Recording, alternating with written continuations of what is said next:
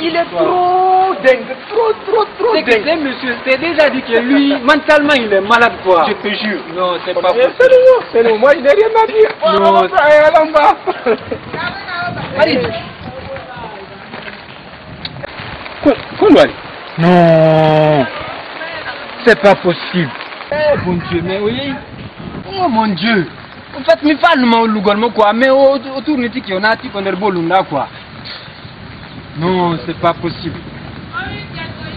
Ah, ndé nyandé, afamika. La yow de mi lo jipora de Cresber le gars quoi, afamika. Il faut que ça y manoton quoi after school noton. Donc afami partner jo no duno lanto yaw go after school, afamika. Mi do mi fotta malo e mi fu, mi nani go woko quartier do woni quoi. Donc répond au nom de Naomi. Afamika jundane ni kunjuta go moya. Mère mamie de Gonkun. Moi pour moi parce que j'étais bien choyé Afamika, toujours comme d'habitude. Parmi dans ma aimé Funkun, j'ai tout fait mais ali bon, là de toute inspiration dit no yani rawandi en wasi no salude. Donc il y a pas ce que j'ai pas dit. Mais pour ce famali, oye pilanté comme même petit. Oh moi je ne suis pas de sa classe. Afamika. Donc moi je suis de la classe inférieure, elle est de la classe supérieure. Donc mais elle m'a même parlé d'un balala, il y a un youth ici dans le quartier. Afamika, il est un démon. C'est pas possible. Pourquoi ça vous n'aimez pas la récon quoi ça au comme quoi? Man, Againi. Tu es sûr de ton swag? Vraiment. Tu es vraiment sûr de ton swag pour venir arrêter la Vraiment. Parce que je sais que je suis un jeune du 21e siècle quoi. J'ai toutes les qualités pour l'avoir. C'est bien. Tu vois? C'est bien. Je vais te dire quelque chose. Je connais parfaitement la vie dont tu me parles. Je la connais du fond en comble. Naomi. Explique-moi, vas-y. Très bien. Tu n'as pas été la première personne à arrêter Naomi. Toi, tu es sûr de ton swag. Tu n'es pas plus swagué que moi, mon gars. Tu n'as même pas un vélo. Moi, au moins, j'ai une voiture. Tu comprends? Quand même. Moi, au moins, j'ai une voiture. Oui. Mais j'ai arrêté la petite. Il n'y a pas ce que je n'ai pas fait. J'ai pris la petite, l'amener ici chez moi. Parce que j'ai commencé par l'amitié, voulant la voir. Il n'y a pas ce que je n'ai pas fait. Impossible, mon frère. Hey, le gars avec lequel elle est, c'est de l'amour, c'est pas de l'argent. Si c'était de l'argent, il n'y a pas ce que moi j'ai pas fait. On ne peut pas être riche pour ça quand même. Non, j'ai confiance à toi. On ne peut pas être riche. J'ai confiance à toi. Je roule dans des véhicules comme je veux. Ouais, j'ai confiance à toi. Donc c'était pas facile mon frère, s'il te plaît. Hey, bon Dieu. Dis qu'on a tous les matins.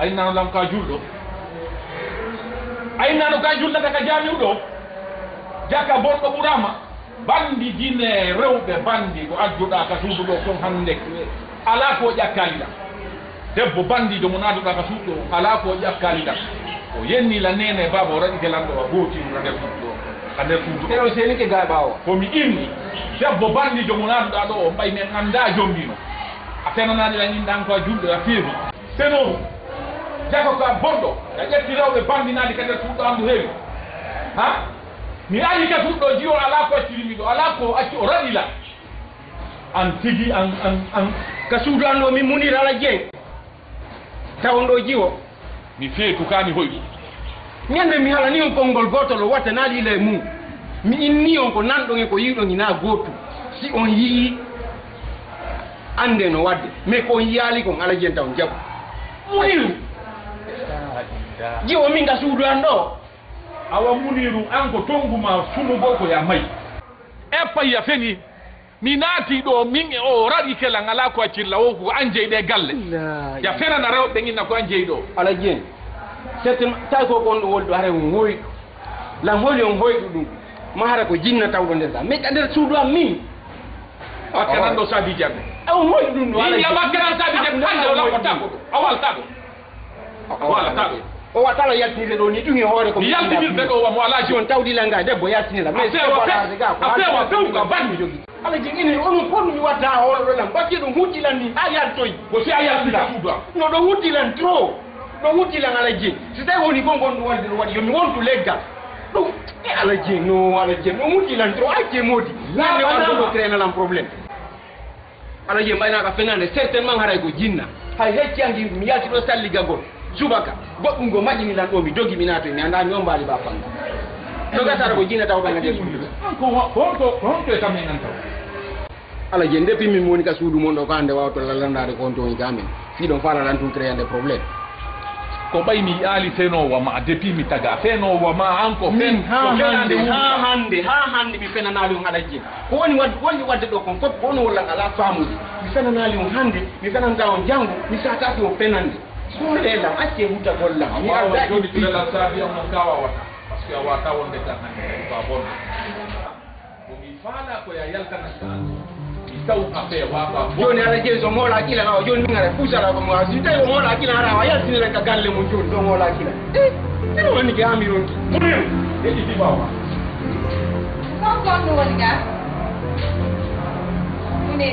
muni runda ba ma do ko ko no wendo ani muni runda ba ma atoro ko to do ga bono arde ma ko min ya nda ba ma nyande na tay na ka hollan dan no illa ya jom mi wat mi jom ba goy a bonni te dum ngal ka mi hollete ko a jaasudo an bay ko a bondo o debbo do ko on yenni mi yewtinmi ko mi yewta ka depuis mi taga awa o mo yida ko locataire joni o jeya do nan na ko no pour kan no ka kas anga yal kananga di borno to pantalon na tande ale puta sabi c'est bon sabi mo mi joni tayo mo sans problème mi joni taw sabi mo joni taw mais min kadi non andi ton no awandi ko 2 mois mi wadi do taw avance janni ko inani mi avance no haray ko walla mi hetta avance janni ko dabbira suudu go mi joni taw suudu mo nakiri dum he na problème mi joni tek avancement na insiste na juste ko do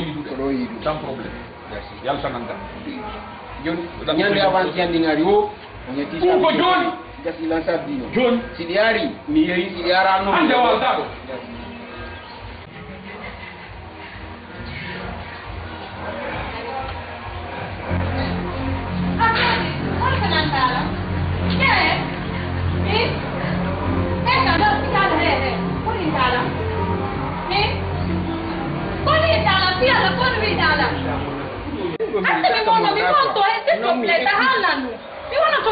bola naw ni nay langal ne ko anje ça fait 2 fois dandika ça fait 2 fois da landunka bo tanen na ko to maaje ton jaga dani na anje to kay na lan kan jaga dani na anje ça fait 2 fois ko ni wi dala ko fala mi ha denge ne yo tala min na ma ya chudum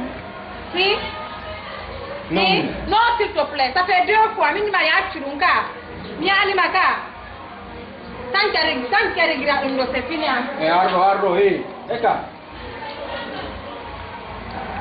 ko ni ko mi je no han na bi je jang kay no wa wonda na arro be mo ko kambe na ta ni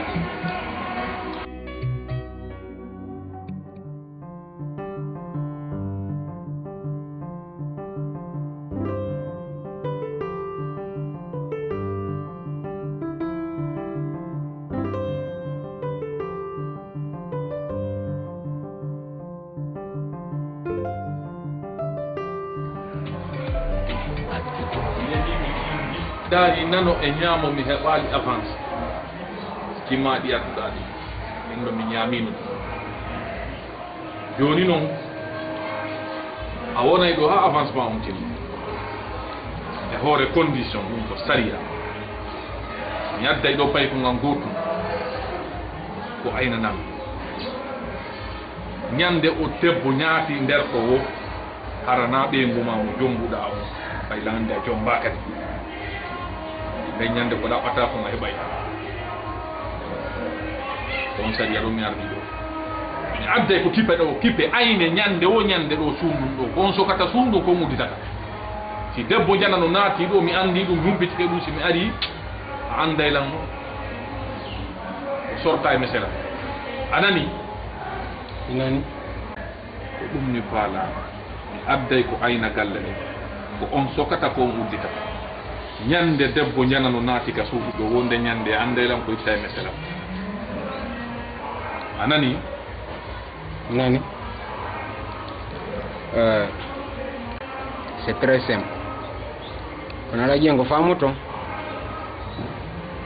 seremo wono satti seeɗa wonayo losanka galle mon ɗo taw ɓittelan kadi mi ɓiƴƴo kay non ha mi ɓiƴƴo ara moƴƴanala ɗo mi fayda min joni ko honɗum ɓurlange moƴƴande koyo ndaru no han avance ji ɗin heeɓo mi hettaɗi mi yalta ka galle mum mi accitawnge galle mum mais so tawi woni ɗi heɓaki on inni komi wontuɗo han ɗi lannata ko mbiƴan yore ɗum noon kadi ɗon hara no sattanlan nde seeɗa ɓaynami num nanga o fenani par ce que nomi famiro noon a sikki ara ko gardien falɗo lan ƴettande et pourtant imi besoin naki e gardien nder ɗo yon noon ara ɗo ndaara ɗon nani ene Muniru ɗum ɗo fof ko fiwata feewu ɓay ko hunde wotere mi haɗuma o naadugol debbo ñanano ka galle ga mi innuma wona goɗɗum goo ko fiwata a feewu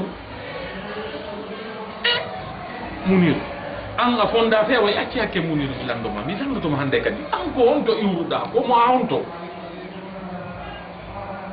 ala jeng o landi kalan ɗum o landiti gela mi anda ko fi hon won mi ali tugama hari min heɓi jindude mi yi yimɓe fen fof kono mi ali tagaɗo wawɗo ma yoruɗo hoore ma e angal teddingol ko haljidete a ala ahadi few fenande kala ko si fenande foti a felɗo a te kay ronduɗa a fenayi a nurɗa a feewa ko a bonɗo sa yi miɗo ɗaɓɓandema gardien ko gardanala galle ande ɗum ɓay ko a bonɗo teddin ko ɓurdugoma ko wolta c'est bon en foti adde gardien jom mi wona ɗo ala jeng ɗo wawi mo wadde musidɓe o aynan o soka o sottata ko ɗum yo waru mi wona e ɗo si Allah jaɓi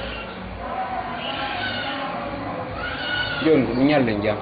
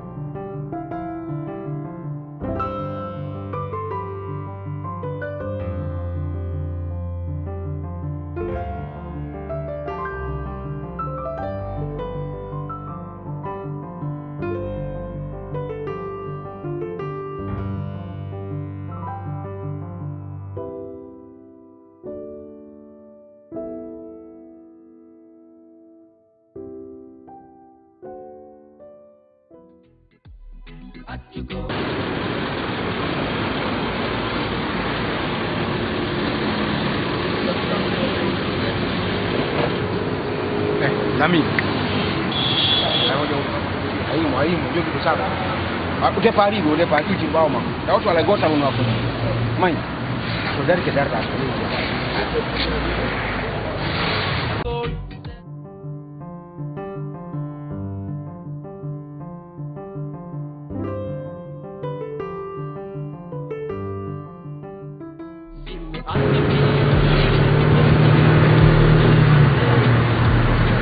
Lamin daw majjido made ko sakki won a faami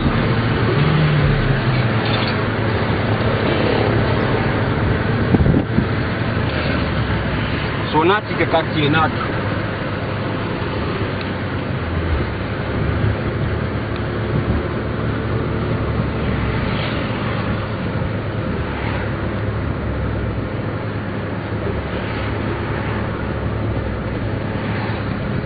haɓɓu sentir ma o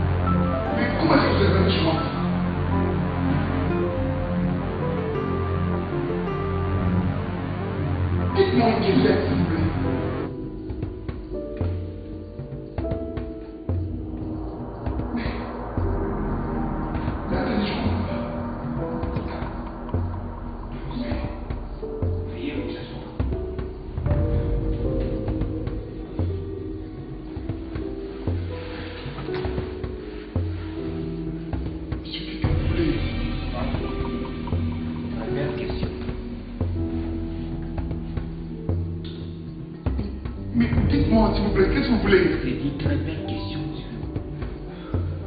Dites-moi, s'il vous plaît, monsieur, je vais vous aider. Une belle question. Vous voulez savoir ce que vous voulez?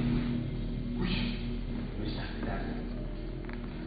Mais Saisis le sac d'argent, s'il vous plaît. je comprends pas.